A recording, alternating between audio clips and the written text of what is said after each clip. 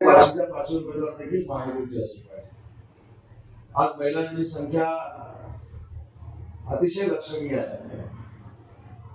सगळ्या महिला भगिनींना माहिती आहे की विधानसभेच्या निवडणुकीला सामोरं जात असताना आदरणीय तत्कालीन मुख्यमंत्री एकनाथ शिंदे साहेब असतील, विद्यमान मुख्यमंत्री देवेंद्रजी फडणवीस साहेब असतील, त्यांच्या संकल्पनेनं महाराष्ट्राच्या 2,40,00,000 महिला भगिनींसाठी आम्ही एक योजना आणली आणि त्या योजनेचं नाव आहे मुख्यमंत्री माझी लाडकी बहीण योजना.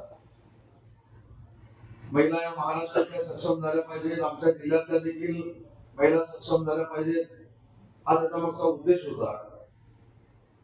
आणि व्यासपीठावरच्या सगळ्याच मंडळींच्या साक्षीने मी महिला भगिनींना शब्द देतो की मुख्यमंत्री माझी लाडकी बहीण योजना बंद करण्याचे आपले विरोधक अनंत प्रयत्न करतायत, अनेक प्रयत्न करतायत. त्याच्यासाठी ते कोर्टामध्ये गेले, जिल्हा कोर्टानं न्याय न दिल्यामुळे ते हायकोर्टामध्ये गेले, हायकोर्टानं न्याय न दिल्यामुळे ते सुप्रीम कोर्टामध्ये गेले.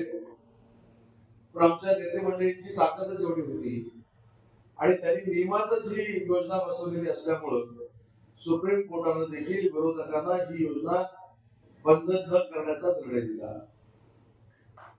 हा विधानसभेच्या अगोदरचा किस्सा झाला. पण या 2 महिन्यात तुम्हाला सांगतो की अनेक महिला प्रचाराला गेल्यानंतर विचारतात की मुख्यमंत्री माझी लाडकी बहीण योजनेचा हप्ता अजून आला नाही 2 महिन्याचा, बरोबर ना? आला का तुमच्याकडे? बहुतेक गुहागरमध्ये आला नाही ना? याचं कारण काय तुम्हाला माहित आहे का? याचं कारण विधानसभेला ही योजना बंद करण्यासाठी जसे काही लोक सुप्रीम कोर्टामध्ये गेले होते, तसं ह्या निवडणुका लागल्यानंतर देखील उभाटाचे, काँग्रेसचे काही मंडळी सुप्रीम कोर्टामध्ये गेली आणि निवडणूक चालू असताना महिला भगिनींना 1500 रुपये देऊ नका असं सुप्रीम कोर्टामध्ये त्यांनी पिटिशन दाखल केलं आणि त्याच्यामुळे या 2 महिन्यामध्ये पैसे देऊ नये असा सुप्रीम कोर्टाने निर्णय घेतला. आता जे लोक तुमच्याकडे मत मागत फिरतायत त्यांना महिला भगिनींनी विचारलं पाहिजे, माझ्या या 1500 रुपयाचा आणि तुझ्या निवडणुकीचा काय संबंध आहे?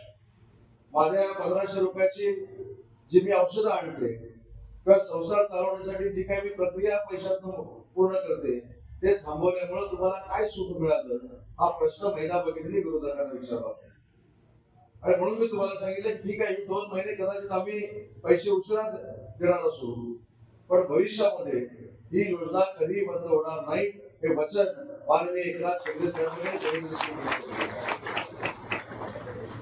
काही लोक म्हणतात तुम्ही 1500चे 2100 रुपये करणार म्हणून आश्वासन दिलं होतं. नातू साहेब, आपण 100% आश्वासन दिलेलं आहे आणि ते 5 वर्षामध्ये आपण पूर्ण करणार आहोत.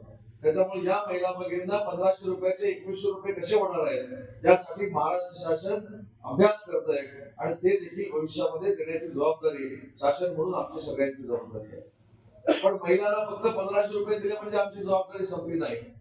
तर या 1500 रुपयाकडनं माझी महिला भगिनी लखपती झाली पाहिजे, यासाठी देशाचे पंतप्रधान नरेंद्र मोदी साहेबांनी एक योजना आणली आणि त्या योजनेची सगळ्यात जास्त देशात चांगली अंमलबजावणी जर कुठं होत असेल तर ती माझ्या महाराष्ट्रामध्ये होते.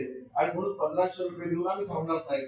प्रत्येक महिला भगिनीला लखपती करण्याचा निर्णय देखील महाराष्ट्र शासनाने घेतलेला आहे. तुमच्या एसटीचं तिकीट आम्ही 50% केलं. मुलगी जर उच्च शिक्षणाला जात असेल तर त्याची फी आम्ही माफ केली. त्याच्यामुळे हे सगळं योगदान सरकारनं जे महिला भगिनींसाठी दिलेलं आहे, तर माझी विनंती आहे की त्याची परतफेड करण्याची संधी नगरपालिकेला जर आपण पूर्ण आम्हाला ताकद दिली, आता पंचायत समिती आणि जिल्हा परिषदेला देखील महिला भगिनींना आम्हाला ताकद दिली पाहिजे. पुरुष मंडळींसाठी